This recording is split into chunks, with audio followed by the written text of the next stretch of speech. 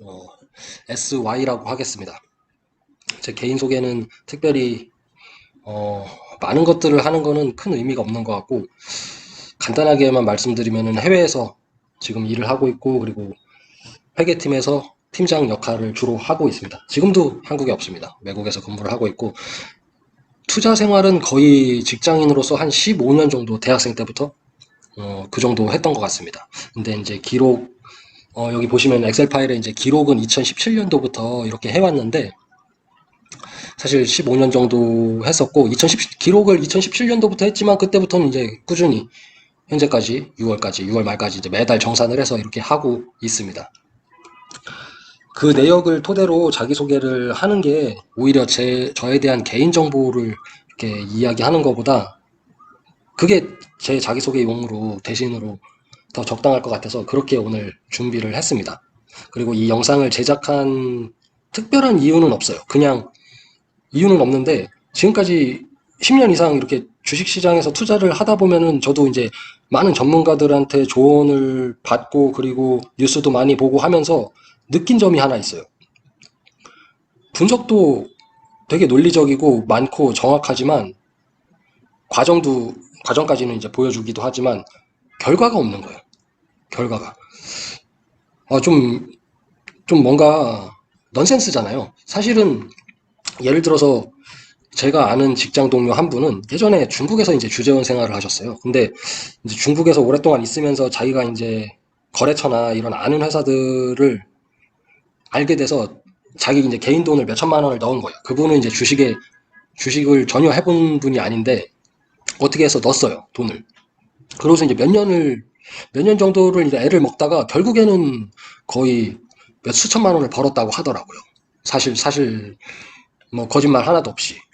그래서 이 분석이 어떻든 이 과정이 어떻든 결국에는 우리가 자본이득을 누리기 위해서 이걸 하는 거기 때문에 결과를 보여주지 않는 거는 아무 의미가 없다는 생각을 하거든요. 근데 지금까지 제가 10년 넘게 이 생활을 해오면서 단 한 명도 자기는 이런 거를 매매하고 있고 얼마의 수익이 났고 이런 결과를 보여주는 분을 단 한 명도 못 봤거든요. 그래서 뭔가 좀 그런 뭐 연합뉴스나 막 큰 뉴스들 있잖아요. 거기서도 이제 전문가들을 모시고 이렇게 강의도 하고 뭐 종목 추천도 하고 하지만 저는 거의 그런 것들을 본 적이 없어요. 사실 의미가 없는 것 같아서. 그래서 그냥 제가 지금 하고자 하는 거는 그냥 일반 회사원 직장인으로서 그냥 용돈벌이 정도 결과까지 다 분석과 과정 결과까지 다 보여주면서 용돈벌이 할 수 있는 정도. 네, 아내에게 조금 거짓말을 하면서 이제 용돈을 좀 꼬불쳐 할 수 있는 그 정도의 금액을 이라도 좀 벌어보자. 네, 이 정도를 생각하시는 분들에게 적당한 영상이 되지 않을까 싶어요. 이제 본론으로 넘어가서 우선 저의 자기소개를 히스토리로 대신한다고 말씀을 드렸는데 2017년도를 먼저 보겠습니다. 2017년도에 1, 2, 3, 4월 매매가 하나도 없었네요. 아마 제 생각에는 잘 기억은 안 나지만 오래돼서 직장 생활이 좀 바빴거나 뭐 특별히 할 만한 주식들이 없었거나 해서 안 했던 것 같아요. 기억은 안 납니다, 당연히. 이제 5월부터 45만 원, 6월 달에 뭐 9만 7천 원 요거밖에 안 되네요. 7월 달에 뭐 87만 원. 특별한 일이 없을 때는 보통 이 정도 직장 생활하면서 그냥 이 정도 벌었던 것 같아요. 근데 이제 10월 달, 11월 달에는 좀 많이 벌었네요. 240만 원, 280만 원. 2017년 10월 달에 왜 이렇게 갑자기 벌게 됐는지 내역을 한번 기억이 안 나니까 저도 한번 같이 볼게요. 10월 달에 상세 내역을 보면은 이 상세 내역들은 다 HTS에서 제가 다운로드를 받은 겁니다. 뭐 그런 방송을 추구하지 않는다고 했으니까 당연히 조작 같은 건 없고 있는 그대로를 다운로드 받아서 기입을 해놓은 겁니다. 붙여넣기로. 2017년 10월 달에 종목을 보면 티슈진 또 개인 종목이 있고 셀트리온이 있고 코덱스 레버리지에서 제일 많이 벌었네. 300만원. 이 종목들을 왜 이렇게 샀는지를 가지고 추정을 해보자면은 이때 당시에 분명히 바이오 붐이었을 거예요. 티슈진이나 셀트리온 이런 거 개별 종목을 제가 잘 사는 편은 아니거든요. 10월이 이거네, 10월이. 셀트리온이나 삼성바이오로직스 이제 바이오 붐이 시작되는 그 대표주들에서 많이 벌었네, 10월 달에. 그리고 11월 달에는 코덱스 레버리지 이 코스닥 150 레버리지에서 한 300만 원을 벌었는데 아마 이때 바이오가 주도주였기 때문에 코스닥 주도주들이 바이오로 다 몰려 있어요. 그래서 개별 종목들은 거의 하지 않다 보니까 티슈진 이런 것들은 뭐 100만 원밖에 안 되네요. 이런 것들은 사실 잘 안 해요. 아무리 이제 그 당시에 주가가 잘 나갔다고 하더라도 잘 안 합니다. 저 같은 경우는. 왜냐하면 말 그대로 이제 티슈가 될 수 있기 때문에. 이거 아마 예전에 얼핏 한번 신문에서 봤는데 티슈 됐던 것 같아요. 네, 네, 아마 상장 폐지가 된 걸로 제가 기억을 얼핏 하고 있는데 잘 안 합니다. 이런 것들.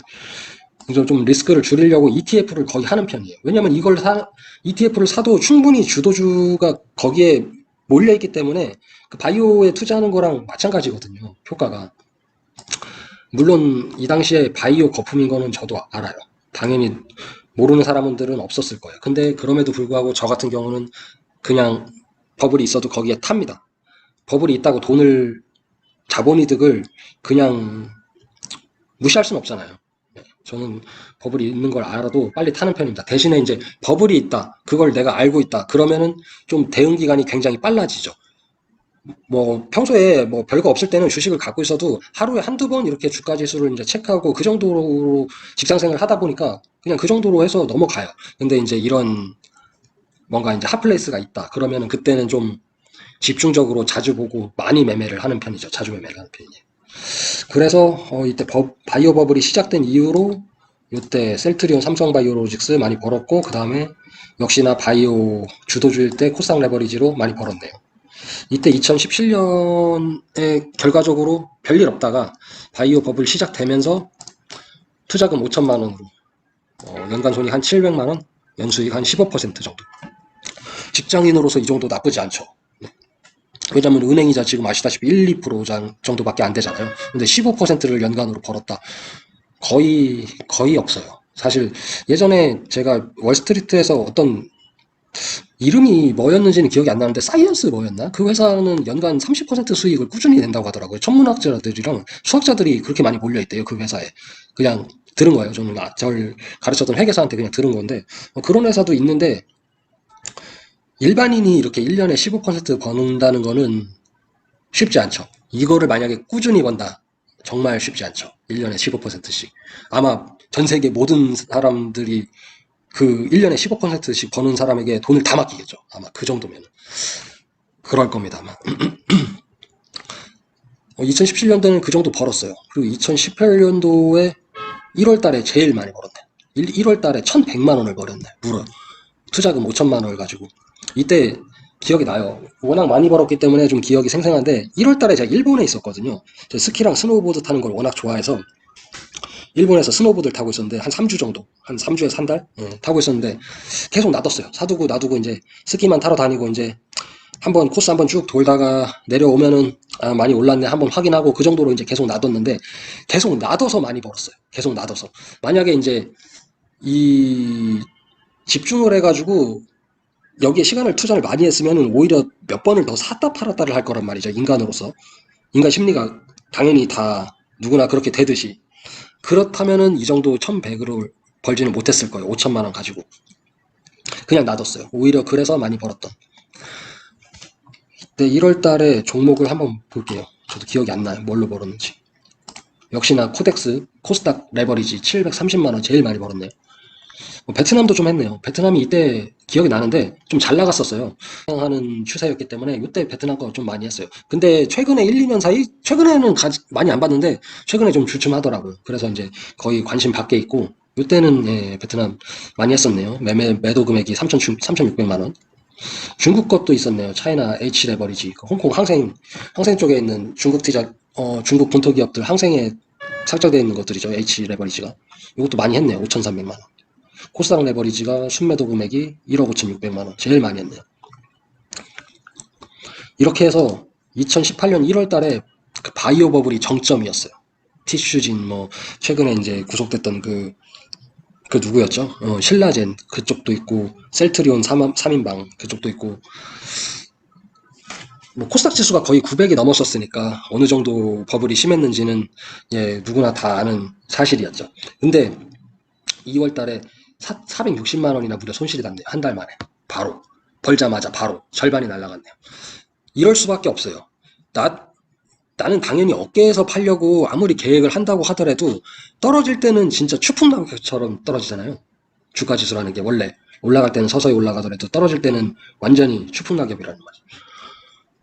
대응이 안 되는 거죠. 순식간에. 어깨에서 팔겠다는 그런 생각은 뭐 거의 불가능하죠. 사실 그렇게 떨어지기 시작하면은.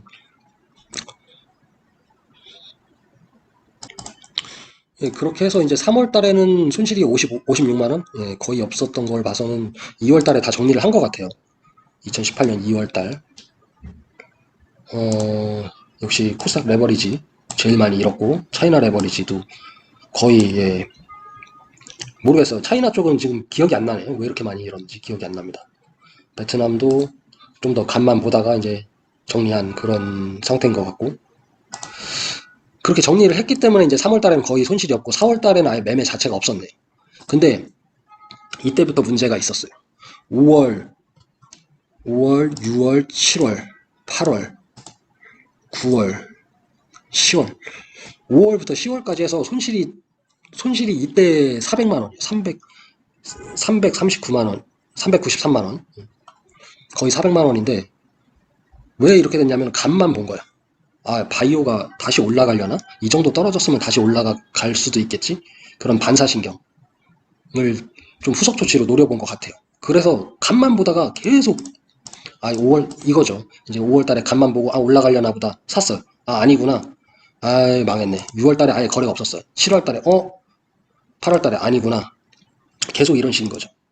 한번 볼게요. 몇 월이었지? 5월부터 2018년. 2018년 매매도 없어. 매매도 없어. 보면은 종목 하나 가지고 그랬어. 코스닥 레버리지. 이게 또 갈 건가 보다 해서 이제 간만 보다가 이제 망한 거죠. 완전히. 베트남. 이것도 이때 많이 벌었단 말이에요. 180만 원. 1월 달에. 또 가나 보다 해가지고 간만 보다 망한 거예요. 어디 갔어요, 여기. 베트남 140만 원. 그리고 10월 달. 10월 달에도 역시 이제 셀트리온 제일 손실 컸네요. 바이오. 역시 바이오. 제일 손실 컸고. 바이오가 다시 갈 건가 보다 한 거예요. 왜냐면 1월 달에 벌어놓은 돈도 있고, 그랬기 때문에 트라이를 해본 거죠. 왜냐면은 내가 이제 손실을 많이 봤으면은 트라이 할 엄두가 안 났을 거예요. 근데 이미 1월 달에 많이 벌어놓은 게 있기 때문에 계속 이제 트라이를 했어요. 그랬던 기억이 나요. 근데 결과적으로는 연간 손익으로 보면은 230만 원밖에 안 돼요. 굉장히 실수한 거죠. 만약에 이때 2월 달에 460만 원을 잃었다고 하더라도 이때 바이오를 완전히 접었다면은 그 이후의 손실은 감당할 필요가 없었단 말이에요. 실수를 했죠. 계속 트라이를 하다가. 그렇게 해서 2018년도 수익이 매우 적었어요. 그러고선 2019년도 처음에 연초에 79만 원, 170만 원, 3월 달엔 8만 원밖에 안 되고 4월 달에도 거의 주식을 안 했네요. 보통 이제 주식을 거의 안 할 때나 이제 횡보할 때 특별한 오케이션이 없을 때는 이 정도 벌어요. 그냥 직장인이 계속 회사 생활 하면서 이렇게 뭔가를 계속 종목을 발굴해 나가고 이런 것들은 사실 시간 여유적으로도 쉽지 않거든요. 이제 어떤 사건이 발생을 했을 때 그때를 기점으로 조금 집중을 하는 편이지 평소에는 그냥 이렇게 그래도 79만 원이면 응? 와이프 몰래 용돈을 꼬불 쳐놓을 수 있을 정도의 그런 비상금 정도는 되잖아요. 예.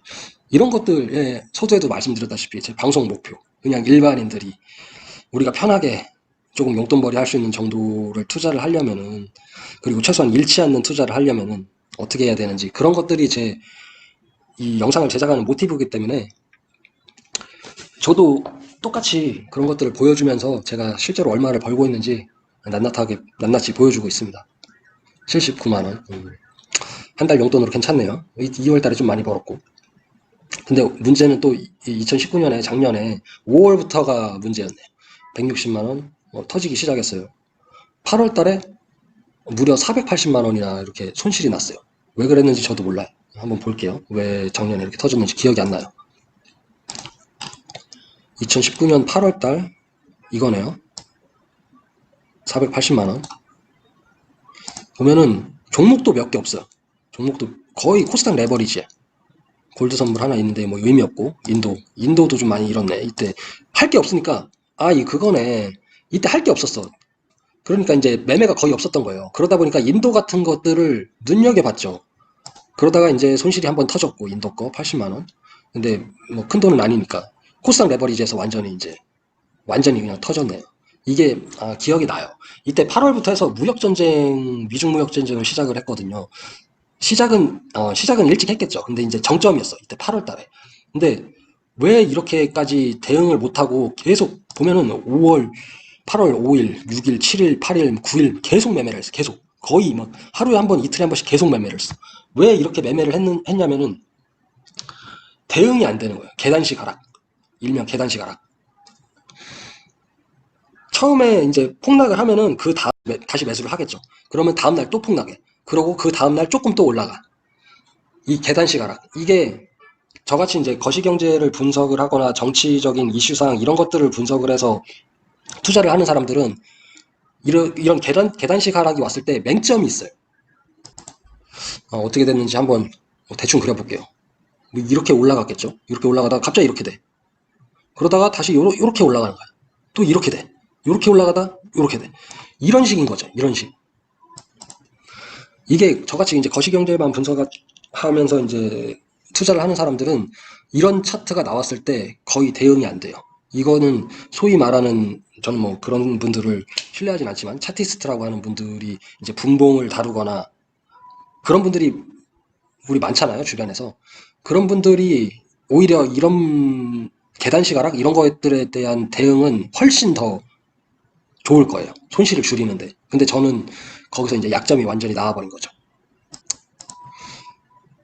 그렇게 해서 8월 달에 480만 원이 완전히 이제 날라갔고, 10월 달에는 이제 반사이익으로 좀 벌긴 했네요. 130만 원 정도. 하지만 2019년에 연간 손익이 380만 원. 연수익률 마이너스 9%. 제가 15년 정도를 이제 투자 생활을 했다고 했는데, 직장인으로서 단 1년 기준으로 단 한 해도 연간 손익에서 마이너스가 난 적이 단 한 해도 없었어요. 근데 작년에 처음이었어요. 트럼프가 당선된 이후로 주식시장이 지금도 그렇지만 단 하루도 조용할 날이 없더라고요. 지금도 마찬가지로. 근데 이 8월 달에 무역전쟁 정점일 때는 진짜 뭐 트럼프 매일 트위터로 막 관세 매니니 뭐니 하면서 막 트위터 날리고 난리도 아니었죠. 그 시기였어요. 딱 그 시기. 대응이 이제 차티스트나 그런 분들이 아니면은 대응하기조차도 굉장히 현실적으로는 힘들었던 거의 그 정도 수준의 그런 계단식 폭락이었기 때문에 저는 대응을 못했습니다. 많이 잃었고 단 한 해도 잃은 적이 없었는데 2019년에 380만 원이 물론 한 달 월급치도 안 되는 적은 돈이지만 조금 뭔가 이 투자 생활을 하면서 회의감을 느꼈던 해이기도 해요. 왜냐면은 지금까지 손실을 본 적이 없었는데 내가 최소한 잃지는 않는다고 생각을 하고 있었는데 그렇지 않구나. 나도 잃구나. 그래서 좀 이거는 좀 뭔가 느낌이 새롭게 오더라고요. 이거를 그만해야 되나? 이런 생각까지도 했었거든요. 금액은 크지 않지만. 그리고 이제 마지막으로 올해 2020년 투자 금액이 6천만 원으로 이렇게 써놨는데 지금도 그렇지만 많을 땐 7, 8천만 원까지 해요. 왜냐면은 2020년 이 대망의 블랙스완이라고 부를 만한 코로나 사태가 있었잖아요. 저 개인적으로 이제 블랙스완이라나 뭐 이런 커플링이라든지 이런 증권사나 경제 뉴스에서 많이 쓰는 자기들만 아는 그런 용어들을 일반 그냥 직장인들 막 일반인들 상대로 그런 용어를 쓰는 거를 저는 별로더라고요. 블랙스완이라는 용어는 사실 2009년 때 서브프라임 때 이제 나심 탈레반인가 하는 경제학자가 그 블랙스완이라는 책을 쓰면서 그 용어가 아직까지 이제 사용을 하고 있지 않습니까? 도저히 예측할 수 없는 어떤 그런 현상들이 발생했을 때 우리가 이제 블랙스완이라고 지금까지 부르고 있는데 2020년 올해가 딱 그 해죠. 불가가 아니죠. 이제 10년 만에 처음으로 서브프라임 이후로 거의 처음이니까 이런 정도의 폭락이 온 게 처음이니까 블랙스완이라고 부를 만한데 구체적인 내역을 보면은 1월 달에 별거 없었어요. 1월 달에도 그냥 평상시와 다르게 그냥 용돈벌이 정도 했네요. 2월 달에 뭐 거의 2월 달에 만 원? 손실 만 원? 이거 뭐죠? 뭘 했는데 2월 달에? 뭐가 없네요. 2월 달에 가만히 있어 보자. 2월 달에 뭐가 없지 않았네. 뭐가 없지 않았네. 이게 다 2월 달 건데 거래가 진짜 엄청 많았네요. 이렇게 한 달 만에 많은 종목들을 사고 팔은 적이 있었나 싶을 정도로 거래가 많았네요. 근데 근데 손익이 13,000원이야. 13,000원 손실. 와, 정말 이렇게 거래가 많았는데 뭐 한 거예요? 뭐 한 거야? 수익이 순수익이 88만 원인데 수수료가 89만 원이야. 수수료가 89만 원. 아, 그래서 이제 결론적으로 이제 수익이 마이너스 13,000원밖에 안 되는. 이때 해외 주식을 좀 많이 했네요. 미국 주식. 마이크로소프트, 뭐 테슬라, AMD, 엔비디아 이런 거 좀 많이 했네요. 그래서 이제 수수료가 89만 원. 거래 엄청 많았네요. 근데 이제 2월 달에는 이 본격적으로 그 코로나가 터지던 시기는 아니었어요. 코로나가 터지기 시작한 거는 3월부터였거든요. 3월 200만 원, 206만 원 손실이네요. 뭐 때문에 손실 났는지 저도 기억이 안 나요. 한번 볼게요. 보면은 와, 좀 많이 됐네요. 코스닥 레버리지, 심천, 미국 팡플러스. 팡플러스는 지금도 많이 합니다. 왜냐면은 이 팡플러스가 세금도 미국 그 주식을 직접 거래하면 이제 양도소득세를 20% 내잖아요. 근데 이제 팡플러스 이 국내 ETF로 투자로 좀 간접 투자를 하면은 세금이 훨씬 더 줄어드니까 지금 15% 정도밖에 안 되거든요. 이걸 사면은. 훨씬 세금 면에서 이득이죠. 그리고 이 팡플러스 구성 종목들을 보면은 굉장히 좀 핵심 종목들에 집중이 돼 있어요. 우량주. 테슬라 굉장히 많고, 엔비디아, 만약 H라고 써 있으니까 환해지도 되고, 제일 많이 하는 종목 중에 하나예요, 지금도. 아무튼 여기서 손실 이때 많이 났고, 왜냐면 이제 코로나 터졌으니까, 완전히. 그리고 팔라듐 같은 것도 저도 많이 하는데, 이때 뭐 다 터졌어요. 유가, 이제 경제 상황이 안 좋아지니까 코로나가 터지고, 당연히 원자재 같은 거, 유가, 팔라듐 뭐 다 내려가겠죠, 당연히. 완전 가지고 있던 거에 전부 다 터졌다고 봐야 되겠네요. 이때. 이게 3월이었습니다. 코로나 폭락 정점이 3월. 근데 여기서 중요한 게 저 같은 경우는 그렇게 터지면은 바로 정리를 해요. 200만 원 손실이 났지만 정리를 합니다. 근데 보통 제가 이제 게시판을 그동안 쭉 매일은 아니지만 가끔 보다 보면은 코로나 사건이 이런 10년에 한 번 있을까 말까 하는 사건이 났는데도 불구하고 팔지 않고 그냥 가지고 있는 분들이 너무 많다는 거예요. 게시판을 보면. 도대체 왜?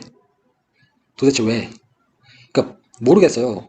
그러니까 사람마다 이제 투자 스타일도 다르고 성격도 다르고 다 다르기 때문에 왜 그런 건지 저도 몰라요. 근데 저는 팔아요. 왜냐면 기회비용이라는 게 있잖아요. 기회비용. 폭락하면 반드시 V자 반등이 언젠가는 온단 말이죠. V자 반등이 못 오면 U자 반등이라도 오겠죠. 그때 돈 안 벌 거예요. 그때 돈 벌어야 되잖아요. 팝니다. 3월 달에 다 팔아서 200만 원 손실 났고 4월부터 바로 V자 반등 시작했죠. 제일 많이 벌었네요. 올해 들어서. 620만 원. 뭘로 벌었는지 한번 볼게요. 4월 달 S51 유가 완전히 이제 마이너스까지 폭락한 상태에서 저도 S51 샀습니다. S51 사서 거의 저점 잡았죠. 이때 좀 많이 벌었고 그 다음에 더 많이 번 것들은 역시나 코스닥 레버리지 160만원 4일날 150만원 그리고 28일날 90만원 계속 벌었네. 계속 벌었어. S51 좀 이때 손실이 있었네. 이거 또 아까 얘기한 것들랑 같은 맥락으로 조금 다시 가나? 아니었던 거죠. 간만 봤던 거. 요때도 21만 원 SOL. 처음에 많이 벌고 그 다음에는 이제 또 가나 싶어서 간만 보는 거죠. 간만. 아니다 싶으면 바로 손절하고. 이제 최종 수익은 대신에 이제 많이 남겨 먹진 못하겠죠. 하지만 그만큼 리스크는 저 개인적으로 이제 줄여 나가고 있는 거죠. 그런 방식으로. 뭐 미국 주식은 별거 없었네. 이렇게 해서 코스닥 레버리지와 SOL 두 개만 가지고 거의 600만 원, 660만 원 이익을 봤어요. 5월 달에는 이제 어느 정도 이제 V자 반등이 4월보다는 당연히 급반등은 아니겠죠. 4월보다는 좀 완만한 반등이겠죠. 그러다 보니까 이제 수익이 300만 원 정도. 제일 많이 번 게 뭔지 한번 볼게요. 역시나 코스닥 레버리지 180만 원. 원유도 좀 벌었네요. 80만 원. 그 다음에 카카오. 이 카카오 언택트주. 여기서 160만 원이 벌었네. 언택트주. 그리고 이제 역시나 코스닥 레버리지 제일 금액 크네요. 그렇게 해서 이제 5월 달에도 이제 4월만큼은 아니지만 계속 반등 중이었기 때문에 300만 원 정도 벌었고 6월 달에 4월 달보다 오히려 더 많이 벌었네. 이거 왜 이렇게 많이 벌었지? 630만 원? 뭐 있는지 한번 기억이 안 나요. 지난달인데. 볼게요. 아, 이 델타 에어라인스, 델타 에어라인스. 아, 참, 할 말이 많아요. 이 미국 항공사주들을 지금도 가지고 있는데, 제가 보잉, 유나이티드 항공, 그리고 델타 항공, 이렇게 세 가지를 가지고 있었는데, 굉장히 최저점에 잡았어요. 최저점에. 아무도 쳐다보지 않을 때, 파산한다고 할 때 최저점에 샀습니다. 저는 세 개를. 그리고선 델타 항공만 지난달에 수익 실현을 했어요. 나머지는 아직 수익 실현을 안 하고 지금 손실이 좀 커진 상태인데 이때 델타 항공을 팔았을 때 같이 팔았으면 돈 엄청 많이 벌었을 거예요. 왜냐면은 보잉이랑 유나이티드 항공에 훨씬 더 큰 금액을 투자하고 있거든요.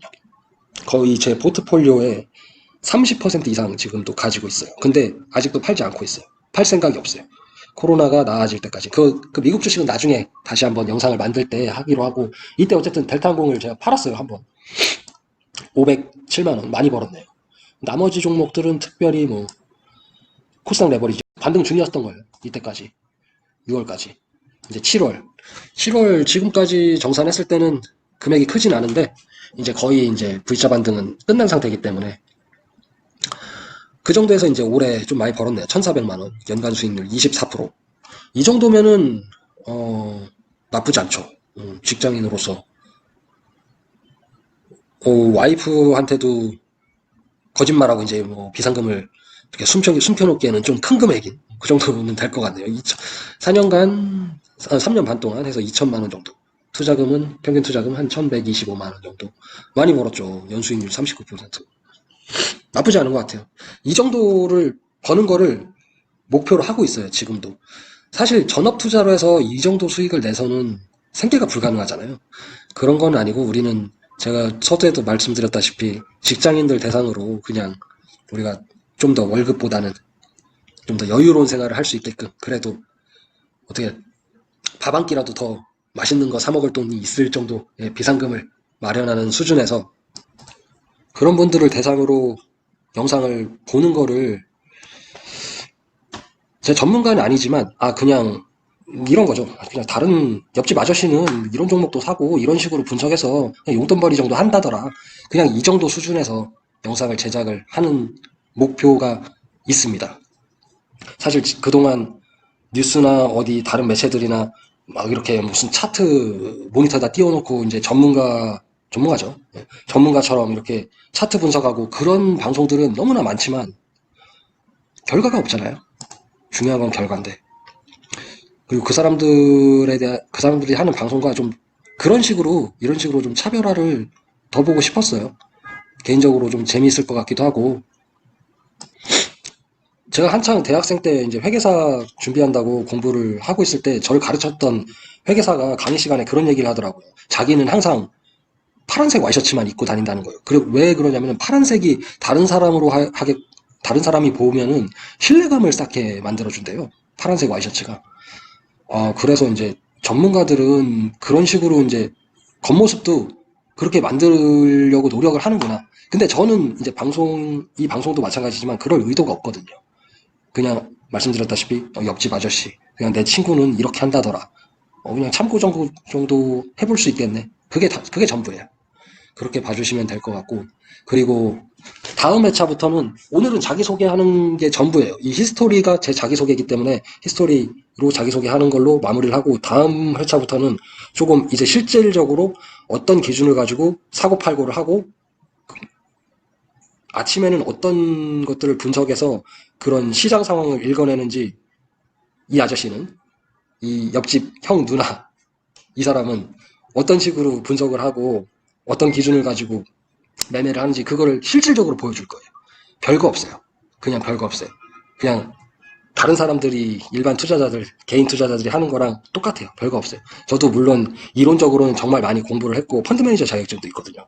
대학생 때 땄지만 그 자산운용사라고 하잖아요. 공부도 많이 했지만 까지 사용하고 있는 어떤 이론이 없어요. 저도 제가 공부를 안 한 이론이 있나 싶을 정도로 정말 많은 거를 배웠는데 물론 지금 전혀 쓰고 있지 않은 그 기술적 분석이라는 거 포함해서 예를 들어서 뭐 생각나는 것들 말해보자면 볼린저 밴드 뭐 이런 것들도 있네요. 근데 안 씁니다. 거의 의미 없다는 주의이기 때문에 저는 차라리 이제 그 이론 중에서 제가 신뢰하고 있는 게 있다고 한다면은 완전히 이제 지금까지 배운 것과는 반대로 랜덤 워크 이론 이런 것들, 그리고 이제 강형 효율적 시장 가설이라고 하는 그 선반영되는 그런 효율적 시장 가설, 그런 것들을 신뢰하지 오히려 차트나 볼린저 밴드 이런 거, 네, 전혀 보지 않습니다. 그러면은 어떤 근거를 가지고 투자를 하는지 이런 다음 회차부터 이제 설명을 하고, 미국 주식 시장도 이제 시간이 되면은 한번 미국 주식 시장에 대해서만 한번 영상을 제작을 할 거예요. 그렇게 하고, 그리고 오늘은 여기서 마무리를 하도록 하겠습니다. 좀 짧은 시간은 아니었는데 할 말을 다 못했네요. 하고 싶은 얘기가 많았는데 이게 올해 코로나 사건이 있었기 때문에 오늘 올해 것만 얘기해도 한 30분은 꽉 채울 만한데 다 얘기를 못했네요. 왜냐면은 최대한 지식을 빨리빨리 전달하고 이, 이 공백을 없게 만들고 싶었거든요. 영상을 만들면서. 그래야 이제 듣는 사람으로 하여금 시간이 아깝지 않게 완전 촘촘한, 한 번 들었을 때 책 한 두 권은 읽은 것 같은 그런 느낌이 들게끔 만드는 게 이 영상의 최종 목적이거든요.